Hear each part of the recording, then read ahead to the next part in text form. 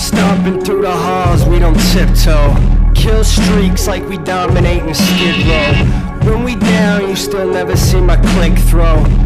I just pull up on you with Kimbo. Stomping through the halls, we don't tiptoe.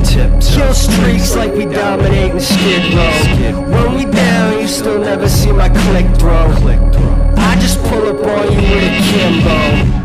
Been around scary folk, never stereotype, man, we barely spoke. I learned it's best to keep a wild card very close. You never know when you caught in that scenario.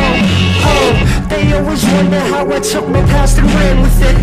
If you call it, I ain't answering. You fighting with a southpaw, make you switch your stance if we dance again. Hard body, cocky, but American. PPW Nation, welcome back to the Prairie Pro Wrestling YouTube channel, and in quite different fashion, you're looking at something completely different here at Prairie Pro Wrestling this week. We are your commentary team that you hear each and every week here for the matches that you're watching. I'm Bobby Munson, and the man sitting over there beside me, he's the man with the angelic voice. He's Papa Smokes. Papa Smokes, happy Saturday. How you doing, brother?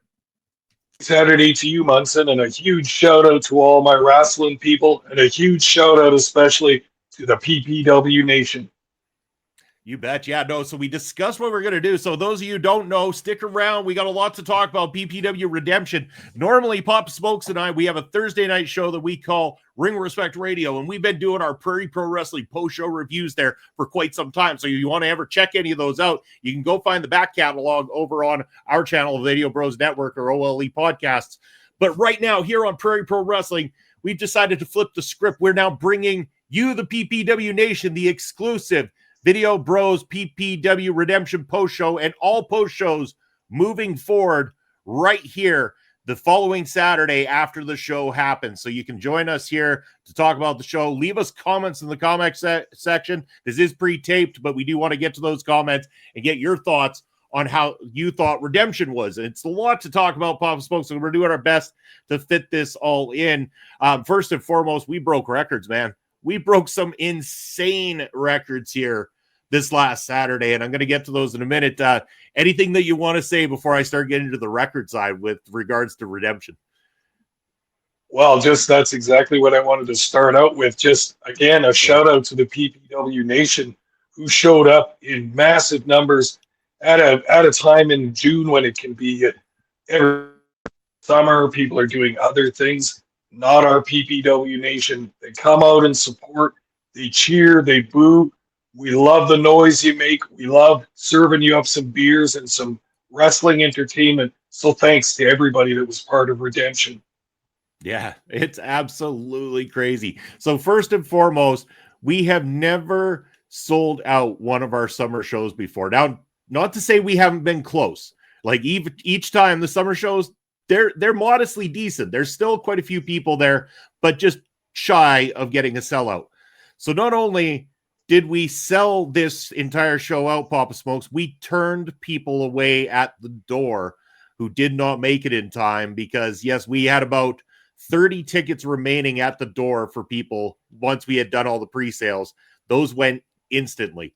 People were messaging us. There was messages coming through on all social media. Are there tickets left? Are there tickets left? Like, yes, get down here ASAP. And they're rushing to the door to get in. Wall-to-wall traffic. It was absolutely insane, Papa Smokes, and everybody there to have a good time partying with Prairie Pro Wrestling. And that's exactly what it was. It became a hot summer party up in Saskatoon. It was raining. It was grungy outside. Everybody's had nothing but cold days and rain lately, but we brought the heat with Redemption this past Saturday. Very much so. The fans will just come in and pack the venue. I'd like to have a nice refreshment, possibly a beer, possibly a White Claw, and really get down to some wrestling action. So when we're all jammed in there together, it's like our big wrestling family. It's our big PPW Nation.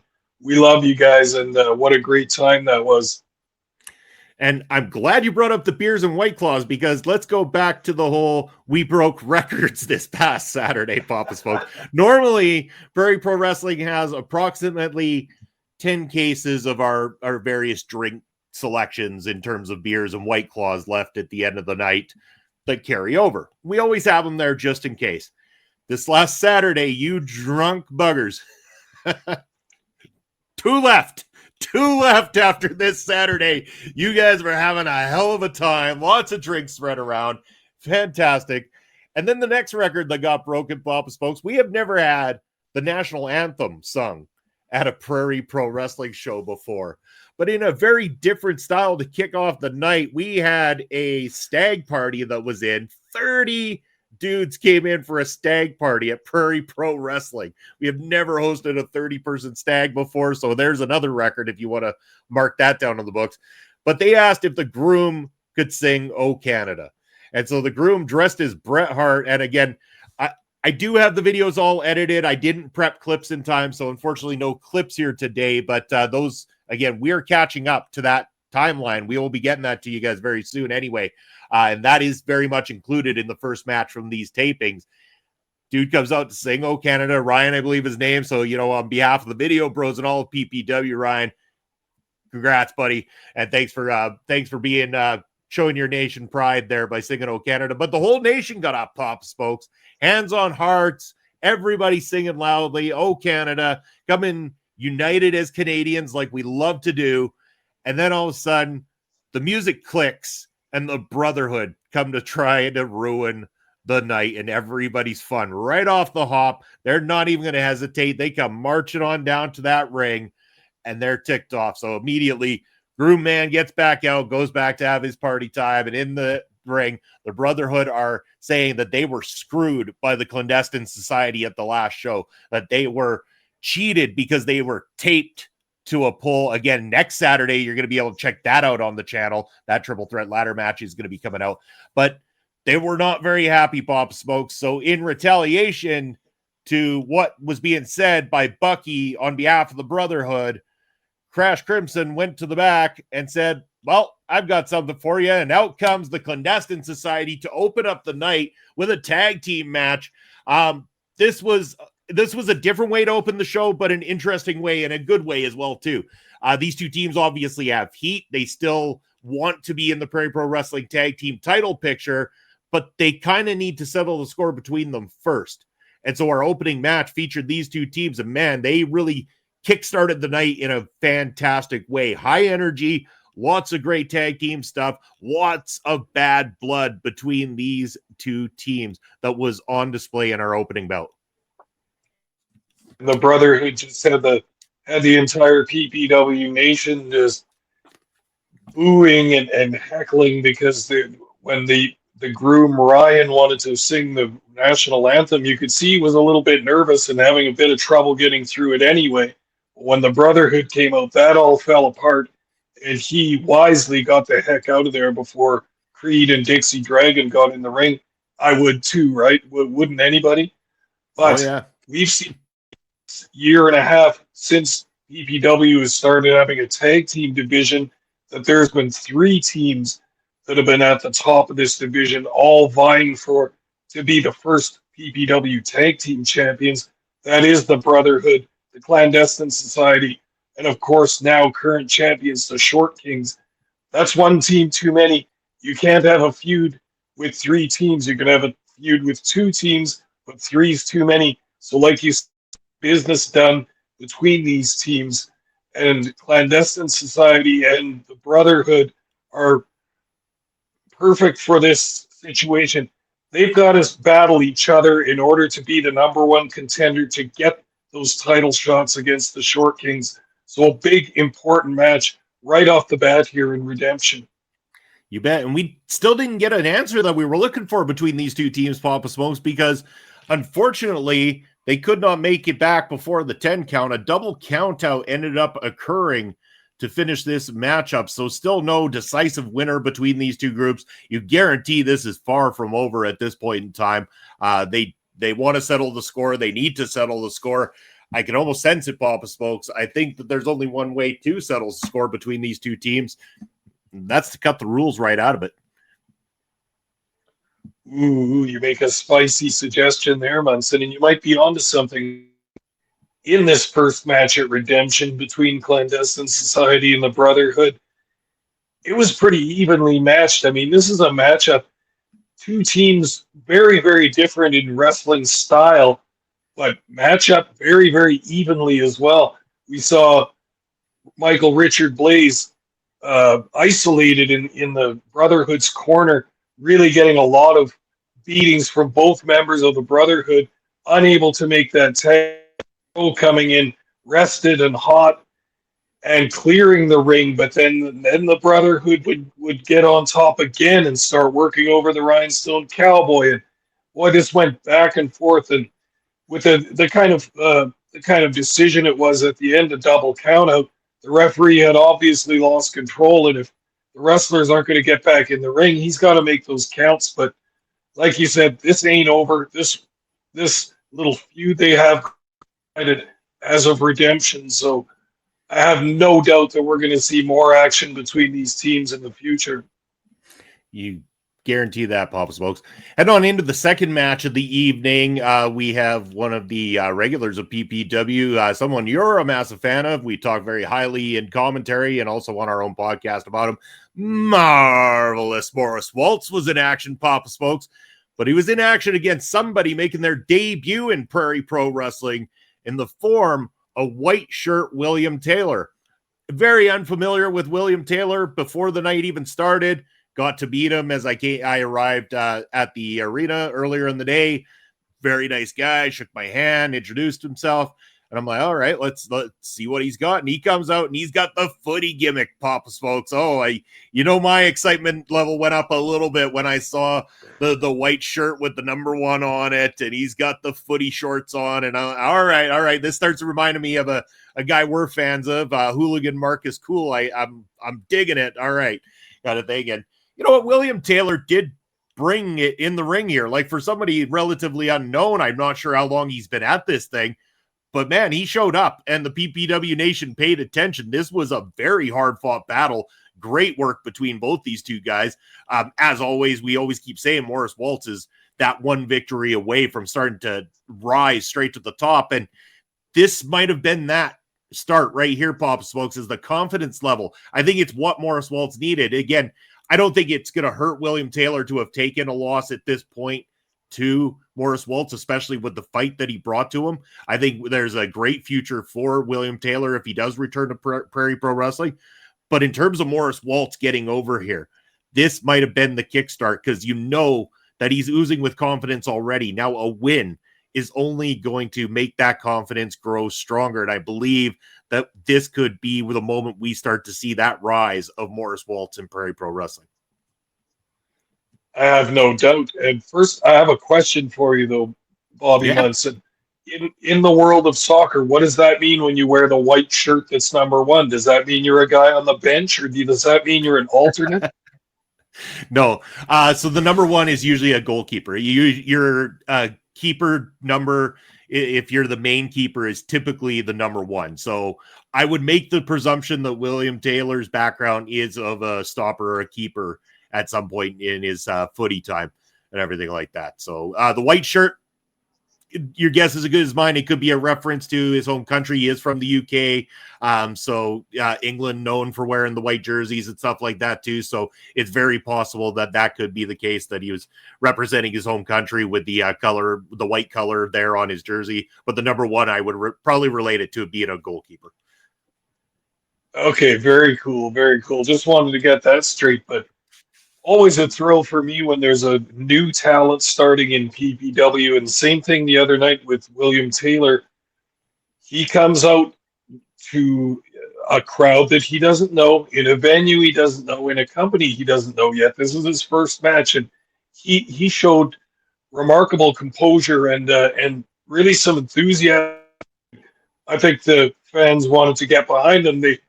They weren't sure who he was yet. You know, it always takes a couple of matches for everybody to get to know each other in the crowd and between the talent. But I think he made a very good showing for himself, especially for a first match in a new company like that. Mm-hmm. And I'm anxious to see more of him in the future. Now, for this match, he was in tough against the PPW original, a Prairie Training Academy original, no less. And as I like to call Morris Waltz, the blue chip stock of PPW. because he's the one you want that's always going to pay dividends on everything he does. So really awesome to see Morris continues to impress me. Every match, he matures a little bit. He's got the raw skills, he's got the martial arts skills, the kicks, the strikes, and he's got a great feeling for where he is in the ring and his timing and his what maneuvers he can do in certain positions in the ring. He just still needs a little bit more experience, a few more reps, but this guy's moving upwards all the time. And now with a nice, clean victory over William Taylor, he's looking great. And I think you might be right, Munson. This might be Morris Waltz's time to start top. And we know, since we've talked to him on our podcast before, he wants PPW gold. He's not going to stop until he gets it. I know this about him. So everybody else in PPW, you better watch your back because Morris Waltz is coming. Yeah, you bet. So up next after this matchup, Papa Smokes, we actually had our Prairie Pro Wrestling Championship matchup prior to us going for the intermission portion of the evening. So this one, we found out early in the night that Levi Knight getting a shot at the Prairie Pro Wrestling champion, Michael Allen Richard Clark. And I mean, this is zero disrespect to Levi Knight right now, but my jaw dropped when I heard this. I know he's got victories over Michael Allen Richard Clark, one of the few that does, and I'm not disputing the reasoning for giving him a shot. But I'm thinking to myself, you already said earlier in the night, Crash, that El Assassino took out Phil Deadly. Phil Deadly, Saskatoon's favorite wrestler on the shelf, Papa Smokes. He's taken off because El Assassino concussed him. He destroyed him because of the wanting his title shot and being denied it. And I'm like, we're walking on thin ice at this point. And at this point, I'm looking towards PPW management and going, I've been talking a lot of smack about El Assassino's actions and stuff like that. But I'm starting to feel like his actions are warranted at this point because the warning has been in place for a long ass time and management goes and bypass. Like, why not just give him the shot? If they would have just given him the shot, and he has a right to it. He beat the champion before the champion became the champion. He has never been given a shot. Almost everybody on the roster in Prairie Pro Wrestling has had a crack at the title at some point. El Assassino hasn't. And I hate to play devil's advocate, Papa Smokes, because you know how I feel about people that take actions like he does often. But at this point, is he really the true villain? What? Okay, now you're blowing my mind, Munson. You've already made a 180-degree turn here. We've watched El Assassino dominate Saskatchewan wrestling for a lot of years, you and I, matches, and watched a lot of his matches. Since PPW, he's wanted that title shot, and he's been very vocal about it. He was quiet a little bit at the beginning. It seemed like he was helping to develop a few of the younger wrestlers, or kind of like just make his way in the company, but he's tired of it now. He's strung together a number of good victories over the last year, and he's tired of seeing other people in that championship, seen various people against Sheik Akbar Shabazz, and then a couple other ones against Michael Allen Richard Clark since he's been champion. But you can't help but feel like the company has something against El Assassino. Talking about Crash Crimson and the rest of the championship committee in TPW, it's like they've got a vendetta against him. And El Assassino feels that as well. You can tell that. And he's taking these drastic actions is just a way to get attention onto his plight for a title shot. And I hate it just as much as you do and the rest of the PPW nation that a great guy like Phil Deadly has to suffer for this, has to get hurt, and has to get put out of the wrestling game for a month or two because of the actions of El Assassino and that chair that he always brings to the ring. But when are they going to listen to his shot? That's my question also. And you've come around to the point where you want to see him get that shot. Now, used to be the opposite of that, but you want to see the carnage end as well. So Yeah. what El Assassino is doing is obviously working. It's frustrating the fans. It's frustrating PPW management, and you and I also. So what are we going to see? We've got a show coming up in August. What's next for El Assassino? Is he going to get his hands on Michael Allen, Richard Clark, or does the rampage continue? Yeah, and that's what I worry about. And again, it would continue, and that's where I was leading to. We got this match with Levi Knight, Michael Allen, Richard Clark. We got through the match. Don't get me wrong. There was no interference during the actual match. We got a great one-on-one match for the title. And let's, Assassino aside, Levi Knight brought it in this title fight against the champion. This was great back and forth. And again, with having been one of the very few to hold victory over Michael Allen, Richard Clark in Prairie Pro Wrestling, there was times where Levi Knight had me believing. Believe it or not, I believe that was the biggest acceptance pop from the PPW Nation we've ever seen Levi Knight get when he came out tonight that night. Like it was an odd night, to say the least. The PPW Nation, they were even clapping El Assassino when he said he was going to continue his vicious ways upon hurting person after person. Like, this was a very cynical version of the PPW Nation. They've almost done a 360 themselves, or 180, or whatever you want to call it, Papa Spokes. Like, it blew my mind. But we had this great title match, and Michael Allen, Richard Clark, again, being the fighting champion he is, manages to get through it. And not once do I believe that Michael Allen, Richard Clark is ducking El Assassino. I believe that Michael Allen, Richard Clark, given that they put it in front of him, do you want to defend your belt against El Assassino? I don't think he's backing down, because he's a fighter. He's a champion, and he's a hell of a champion. And he will defend that belt against whoever wants it. But the problem is that this is how the message has to get across. And after the match, once again, we get that beatdown from El Assassino.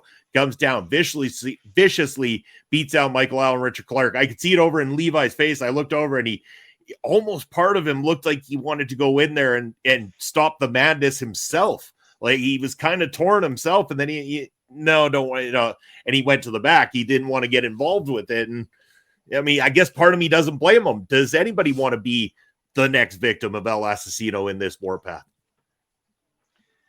And if you've been following wrestling around Saskatchewan for the past few years, you know how many times that Michael Allen, Richard Clark, and El Assassino have clashed against each other.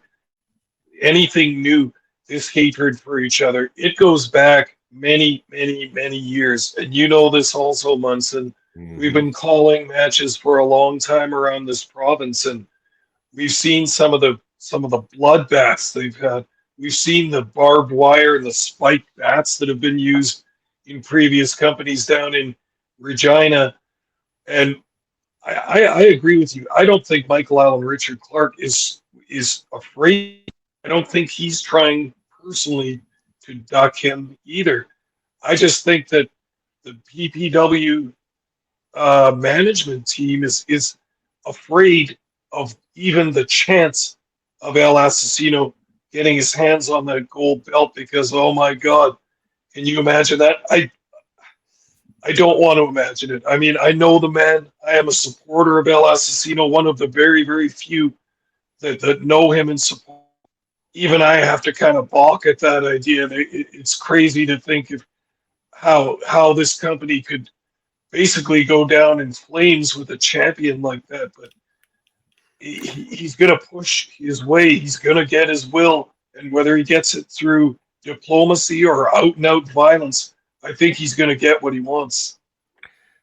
And very much so. And it can't go on much longer. I know we got some events coming up before the big show of the year and everything like that. But when do we get to that point? When are we going to get that opportunity to end the madness? Or will the madness ever end? That's the thing. Like, does he win the belt and the madness continues? He loses the belt, the madness gets, like, is there an end to this madness? Is maybe that why the PPW Championship Committee and management are like, you know, he's just going to do it either way.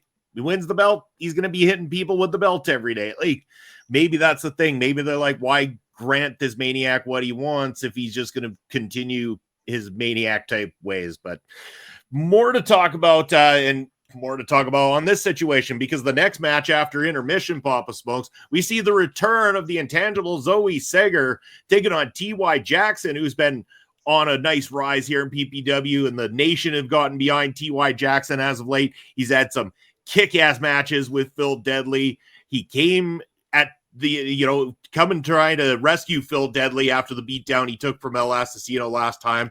So he gets in there with Zoe Sager, who we know, again, I started to worry. I'm looking at this situation going, oh no, TY tried to help out last night. Oh no, there's Zoe Sager back. And we know that there's been this almost like connection there between her and El Asesino. It's about the only person El Asesino doesn't have a beef with when it comes to human beings on the planet right now. And I'm thinking something doesn't feel right about this situation. We had a great match. Don't get me wrong. Fantastic match between two great professionals inside that ring. T.Y. Jackson, Zoe Sager brought it. Funny thing, the little girl down at ringside who was beaking wrestlers all night, and we know that Zoe loves to get in the face of the little girls that like to beat. That in itself, I was like, man, somebody find out who that little girl's parents are and ask for their signature so that she could start training as young as possible, because that girl's got some charisma. Yeah. That was fantastic. Yeah. Banger of a matchup, though, and surprisingly, despite the role that she's been on, T.Y. Jackson picks up a massive, massive victory in this thing, Papa Smokes, and I think, again, puts himself back into a top picture for Prairie Pro Wrestling moving forward. For sure, and this was such a good match. Right after the intermission, everybody was ready for some more action, so perfectly placed match. But this was what I would call, or as the young people say, one of the best matches on the card for sure. Two very skilled singles wrestlers. These two have tangled on the old Western Canadian circuit before. T.Y. Jackson, Zoe Sager, both traveling around the country, wrestling at various shows, but when they met in this match, the fans were firmly behind T.Y. Jackson, who's also got a very magnetic career. Like him, he's so skilled, and he's got that riz. And Zoe Sager comes out with such an awful attitude. She looks great. She's a great wrestler, but the fans can't get behind her because she won't give them any respect. She won't take any of the energy they offer her, and she doesn't give any back to them. Of course, she gave some energy back to that little girl. She gave a couple more gestures than that, too, but that was an amusing little side story of that match. All in all, an excellent match. Technical, all kinds of good moves. Action went back and forth between T.Y. and Zoe, and T.Y. picking up the big victory in this, too. And like you say, he's got to be paving his road towards the PPW championship. You know he would like a match against Michael Allen, Richard Clark for that belt. So we'll see. We'll all be watching T.Y. Jackson in the upcoming months. I think he's company. Well, I mean, and then stuff boiled over like I said it would, Papa Smokes, because as soon as the match was over, here comes El Asesino, and the beatdown on T.Y. Jackson begins. Then out comes Michael Allen, Richard Clark, and El Asesino runs off before Clark can get his hands on him. And then as he goes to the back, Clark turns to check on T.Y. Jackson, and El Asesino takes it upon himself to run back in and beat the ever-living daylights out of Michael Allen, Richard Clark, lays both of them out. And I'm thinking to myself, if you're management, yeah, you want to give El Asesino a title match maybe to stop the madness, but I'm also looking at this situation going, maybe we've got a tag team situation on our hands too, Papa Smokes. You got T.Y. Jackson, you got Michael Allen, Richard Clark, and on the other side of things, you got Zoe Sager and El Asesino sitting right there. I mean, that would make for a hell of a tag team match at a PPW show. Very much so. And when we talk about PPW management and they can make matches that solve problems among various talents that have beef with each other, and then look at the winners of those matches and make their championship match decisions from that too. Absolutely nothing wrong with doing that. I have the feeling that that's how Crash Crimson and his crew work up in the office there too. So very, very interesting situation. And if we can get some of these problems sorted out between some of these wrestlers, we can also start to narrow down the list of who are the actual contenders for the PPW Heavyweight Championship, and take care of some of these problems we've got amongst members of the roster. For sure. And again, as blood continues to boil, we're working our way to the biggest show of the year, the Ring of Horrors, Papa Spokes, coming up in October. But we have some stops along the way I'm going to talk to you about on the way out. So make sure you're staying tuned to find out what we got coming up for Prairie Pro Wrestling. But it's time to talk about it, Papa Spokes. It's the main event of the evening. This match is scheduled for one fall. One fall. There we go. All right. But it is not for the PPW Tag Team Championship. Yes, this is a non-title match. The champions, the Short Kings, going up against Para Lira, Bharat Garani, and Sheik Akbar Shabazz in the main event of the evening. And the idea here is Para Lira, if they could get the better of the Short Kings, would be positioning themselves probably to be considered the number one contenders to the belts. You'd have to make that argument. And that's exactly what they did, Pop Spokes. As good as the Short Kings have been, and I mean, very good the Short Kings have been, and they tried everything. This match was solid. Like this, again, it's a main event, and it deserved to be a main event because these guys had the crowd eating out of the palms of their hands during this tag team encounter. Awesome between both teams, but Para Lira proved to be able to do like Sheik always did with his singles run as a champion, by hook or by crook, find a way to get around the rules, to bend the rules in your favor and pick up a victory. And in a very shocking moment, Para Lira got the win over the champions, the Short Kings. Wow, what a shock end to this entire evening. And not only that, Para Lira, they're wearing it like they're already the champions. They come out to that new theme song. They come out to that, the champ is here. The champ is here. Like, I mean, they're planting the thought in the minds of the PPW Nation before they even get the title shot. Oh, definitely. And what a match this was, too. This could have been a main event on any wrestling card anywhere in Canada, and it would have entertained all the fans. That's how good of performers these guys are, these four guys. But, man, talking about that PPW tag team situation, we talked about the Brotherhood and the Clandestine Society at the very beginning. Now we've got the Short Kings and now a new team called Para Lira, Sheik Akbar Shabazz, and Bharat Garani. My God, we thought it was an active powder keg before, but now this tag team situation has got newcomers, more powerful than the other three teams as well.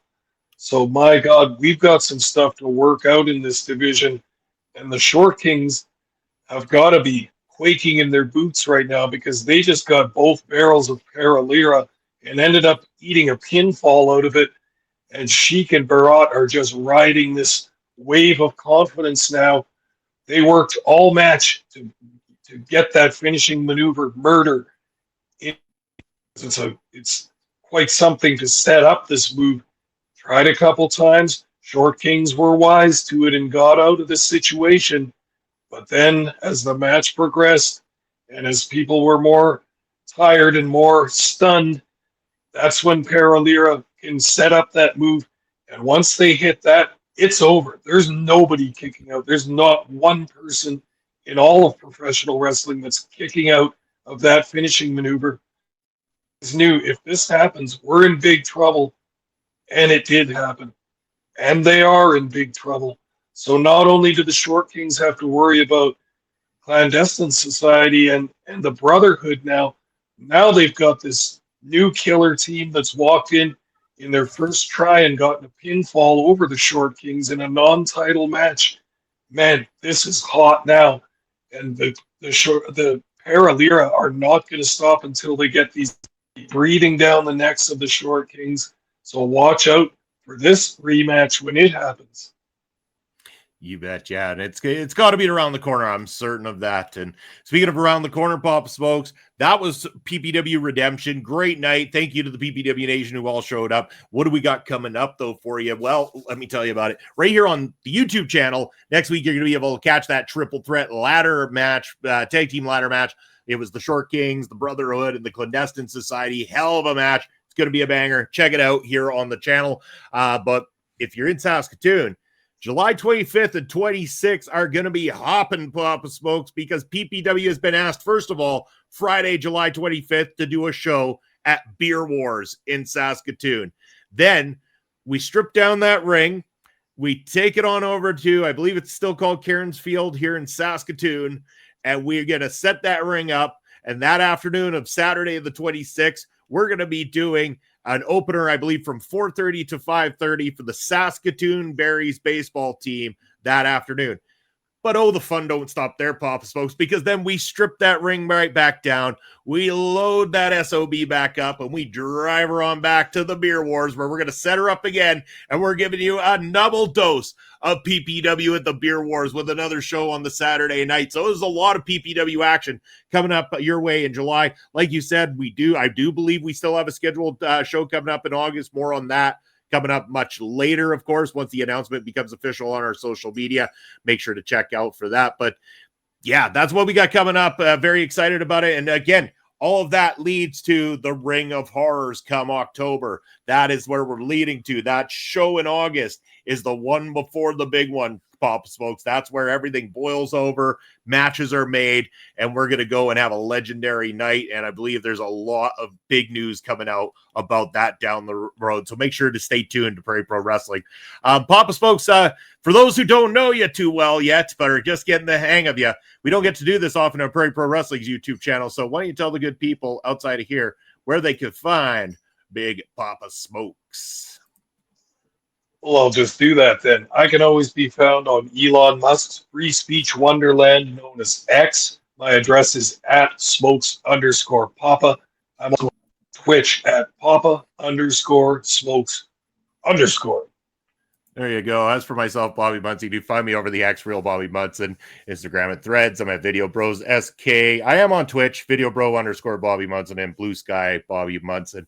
Again, everything you're watching right now is on the YouTube channel for Prairie Pro Wrestling. But Prairie Pro Wrestling, you can find us over on TikTok. You can find us on Facebook. You can find us on Instagram and on the X as well, too. Almost forgot about the X, but we are also there where Pop Smokes likes to hang out as well, too. But you check us out on all social media, like, follow, subscribe, all those things. If you like what you've seen here today, or you like wrestling matches every single Saturday, or at least most Saturdays, go ahead and subscribe to the channel, turn on the notification bell, give this video a thumbs up, and let us know what you thought of PPW's Redemption in the comment section below. That's going to be it for myself and Papa Smokes. Take care, everybody. We'll be back next Saturday with more wrestling action right here on the channel.